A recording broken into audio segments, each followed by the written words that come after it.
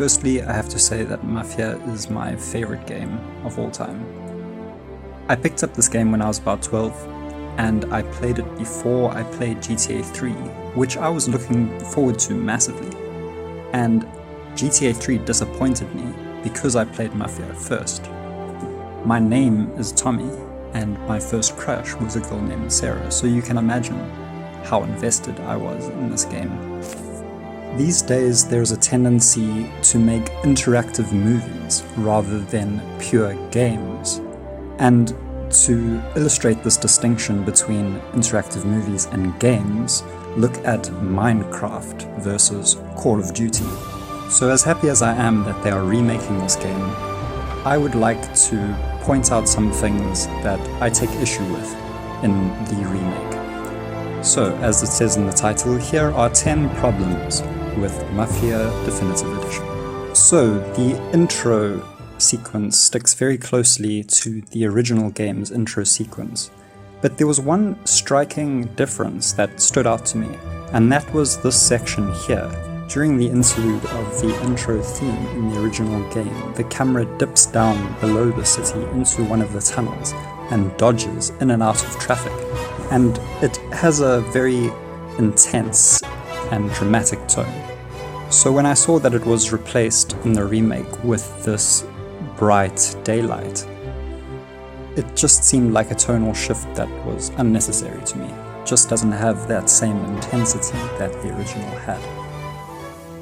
Now the camera follows the train and settles onto, in the original game, the main character, which makes sense, but in the remake they have decided to instead replace the character in this scene with Detective Norman on his way to go interview Tommy Angelo.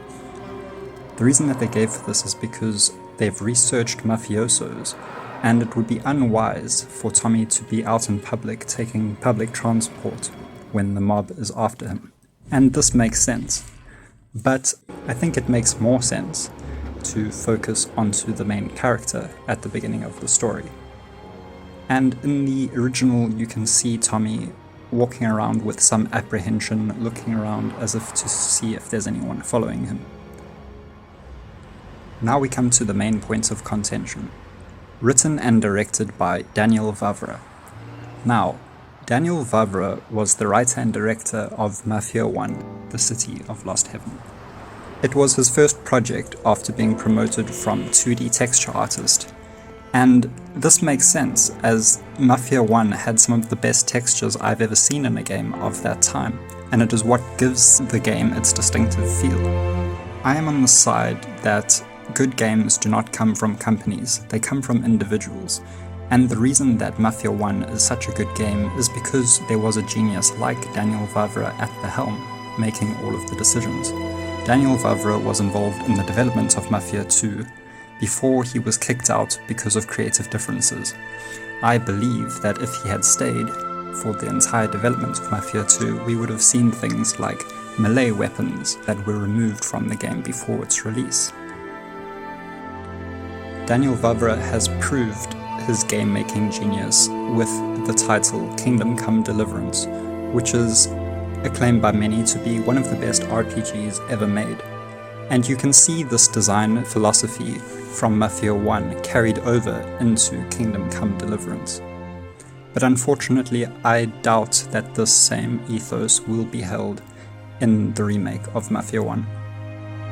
As Daniel Vavra said on Twitter, he did not even know that they were remaking his game. They did not even consult him, even though he is, the writer and director of the original. I think it's a complete shame that they did not consult him, and I think the game could have only benefited from his input. From what I've seen of the Mafia 1 remake, there is a tendency towards making a more arcade-like experience rather than a realistic, immersive gaming experience, with things like the car chase breakers and the popping up road signs that appear.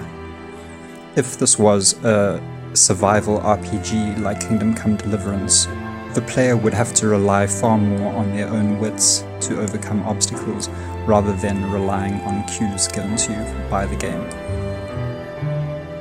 Now, In the first mission of the original, there was only one enemy chasing Paulie and Sam. And this mission was so difficult that it caused many first-time players of the game to quit and not even continue after failing a few times.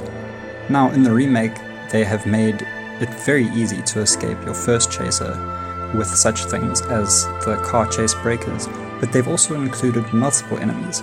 So now the car chase is not just one car chasing you, but multiple cars, and it ends with a jump over a bridge.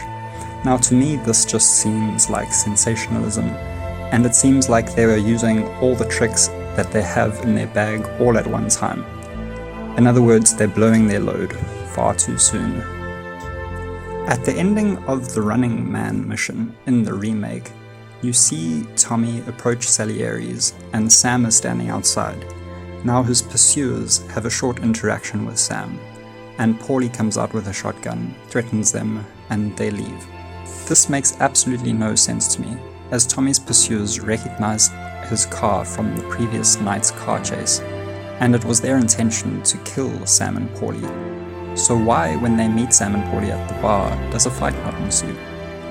Why do they back down so easily? If you see how this scene is done in the original, the gangsters enter the bar, you hear 2 gunshots. Luigi is seen flipping the sign from open to closed. Then there is a cutscene of Tommy sitting and drinking at the bar.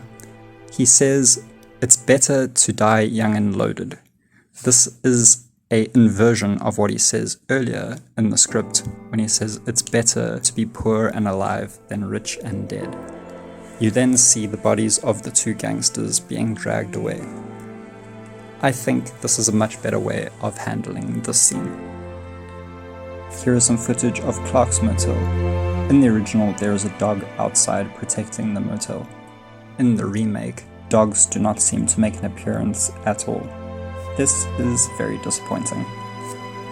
I think I may know the reason for this, and it comes back to my point of an interactive movie versus a game, and I'll come back to that later in the video. In Mafia 1, there was a 1 in a million chance that an NPC that you encountered at any point in the game would have the head of a dog.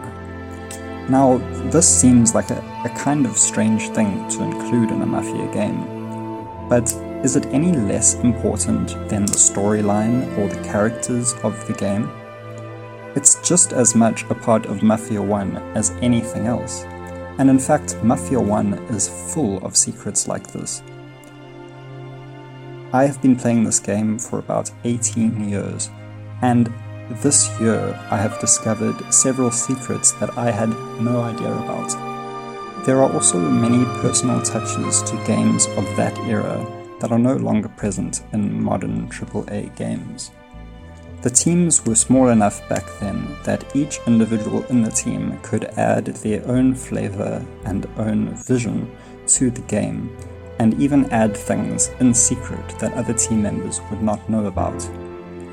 This type of thing is no longer possible in larger companies, and companies are known to kill creativity. The fact is that the experience of reading a book can be better than the experience of playing a video game. The technology, the graphics, the artwork, they are secondary. I believe that it is the modern focus in graphics, lighting, story that actually detract from the game.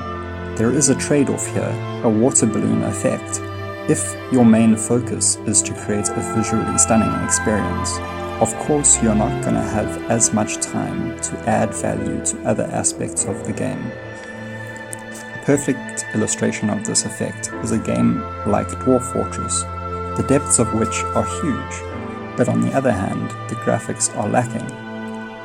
It's almost as if you cannot have both at the same time.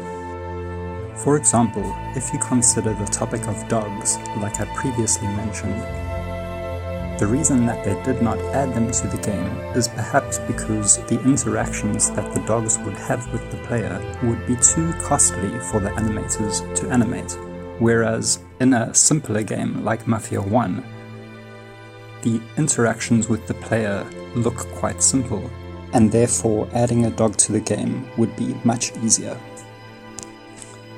When I was young and I played Mafia, I thought that games would only get better from then. But 18 years later, there still has not been a game that has matched the aesthetic and the vision of Mafia 1. I think there's a lot of missed potential in open world game design. We get stuck into this pattern of creating the same game over and over again, with the expense of depth. There is so much room for expansion. There are so many NPCs, each of which could have their own story, each of which could react dynamically to the player.